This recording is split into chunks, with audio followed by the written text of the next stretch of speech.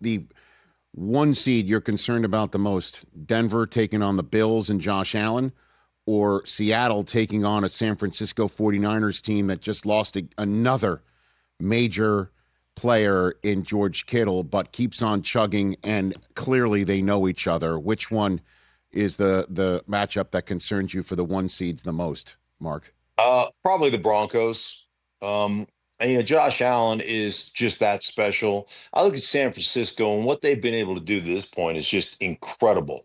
From Robert Saleh being able to grab a guy like Kendricks off the street, and all of a sudden that guy is your play caller on the defensive side of the ball, and the guy that's orchestrating on defense, and all the young players they're playing with there in San Francisco, and all the injuries they've had offensively, and Kyle Shanahan continuing to do the things that he does. I think that it's an incredible story. I think this Seattle team is so good on the defensive side of the ball.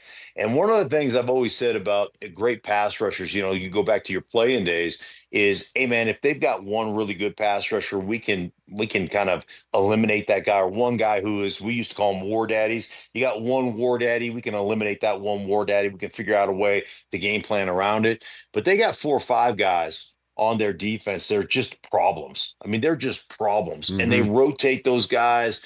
I think Mike McDonald's done a phenomenal job. That defense is incredible. And like you go back to week 18, that game, I think it was a Saturday night, where it was a 13-3 game, and it might as well have been a 30-3 game. I mean, it was a butt whipping by Seattle that they put on San Francisco. I just don't know that you're going to be able to come back from that one. But the Broncos, Josh Allen, I think this is the worst team that Josh Allen has got to the playoffs with here in recent years, but he is such an X factor. And his ability, to run the football, I think they had 12 rushing plays, 2 of them kneel down. So 10 rushing plays, 7 of them, I went back through the film against Jacksonville. 7 of them were designed runs, either tush push, I think 4 of them, and then 3 designed runs, QB draws, and a quarterback power. The guy is phenomenal. And it's not just his scrambling ability, the designed runs when they get into the high red zone or into the red zone. And then his ability to stand in the face of trouble and just deliver the football. He is just the biggest X factor. He is the compound W. He will cover multiple warts, and I think he's done that throughout the season for the Buffalo Bills. Well, I mean, and the national conversation is that even though, as you pointed out, his team may not be one of the better teams or the best team that he's had this decade, but he's got the best layout of the playoffs he's had, even though he's on the road for the first time this decade.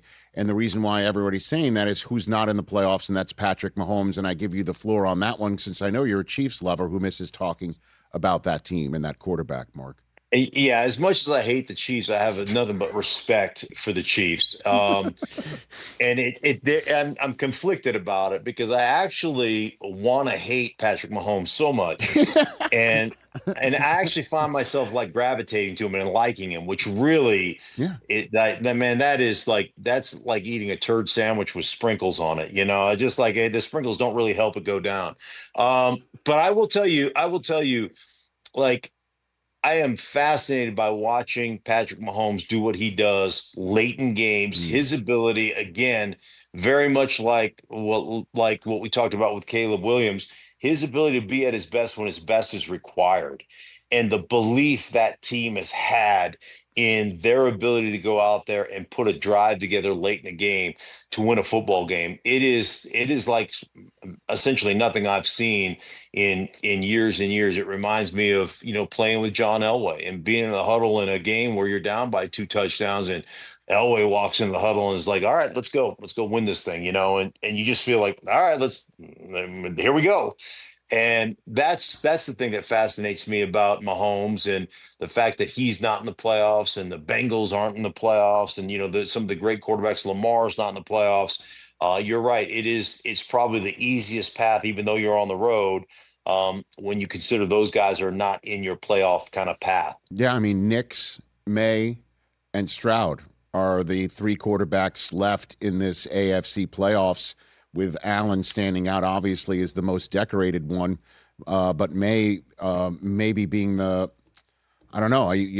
obviously you said Josh Allen is the MVP formerly of last year, and May could be this year. That looms out there. Hey, you made it all the way to the end. Thanks for that. Check us out every single day streaming live on Disney Plus and the ESPN app 12 to 3 Eastern.